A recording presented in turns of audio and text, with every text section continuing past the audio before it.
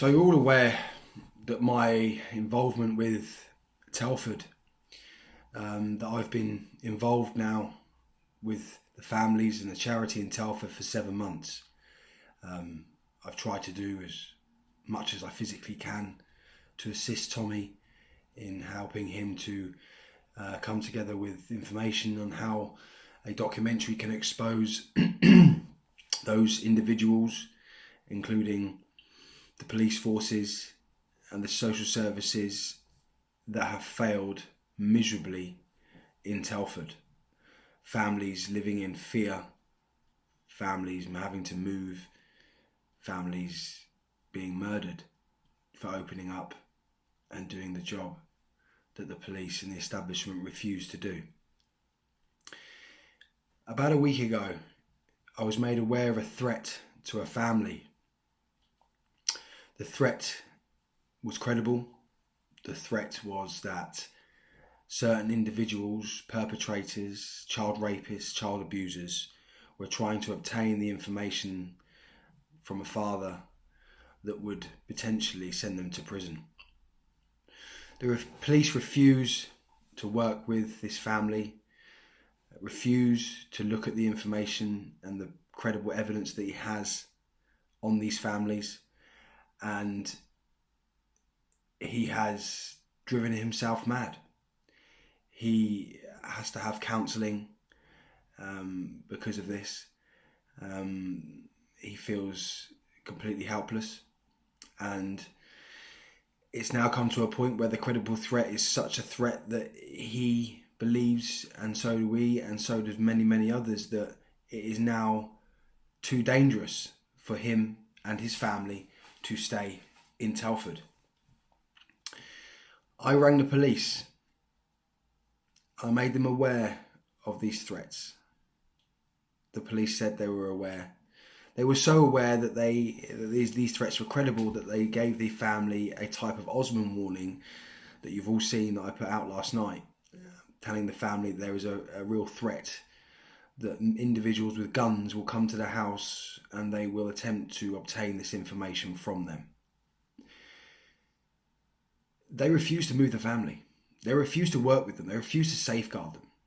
I have been on the phone till 2 o'clock in the morning speaking to police, begging them to go and help this family, begging them to give them the security that they desperately need.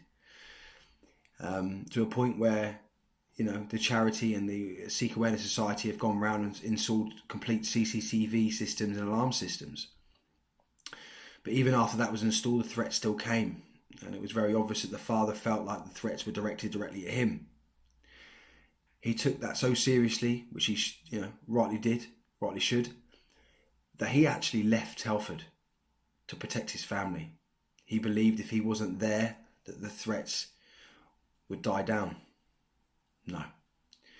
They're now threatening to murder his wife and his 3 children. The information has been passed to the police. The police refuse to help them. The police refuse to move them. I had a call at 1:30 in the morning by a police officer from Telford. And I can only describe this phone call as one of the most daunting phone calls I think I've ever experienced in my life. This police officer, the only way I could describe it is he was taking the piss. He was asking me, well, what's the threat? Who's threatening who? Why are you calling the police, Danny? Why are you naming these people? Why are you saying these things? I'm saying these things because they're a legitimate threat to this family. What are you talking about, Danny? Why are you doing this? Why don't you just leave it alone? You're causing problems. I'm causing problems. I'm trying to safeguard a family from the threat of murder. And you refuse to go around and help this family. This police officer is actually involved in the case, or cases. I experienced in that phone call what that father has been experiencing for 7 years. The disrespect, the lies that they have told. We are now taking steps to remove the family from Telford into a safe house. We have no option but to take this upon ourselves to do what the police refuse to do. The father has had to leave his family to try and somehow safeguard them by not being there. These threats are now being directed at the mother and her children. She isn't sleeping. The children can't sleep. They're crying. They're begging for help. And no one will help them. So me and Tommy are putting steps in place to remove the family from Telford. And once the court case is over, we as a movement need to come together to help this family. When I made a video 7 months ago and I told you I was going to go to Telford, I asked you and I said, please, when we come to a point where we as a movement need to help these families, then we have to take those steps. And it's very close to us being at a point where we have to take those steps. We will remove the family from Telford. We will put them in a safe house. But we ask you, when we come to you for help, that you will help us to get this family the new life they so desperately deserve. I'm in close contact with the victim herself, who is now 22, I believe. She is so concerned for the safety of her mother and her siblings and her father that she is begging me to do this. We need to come together to help this family.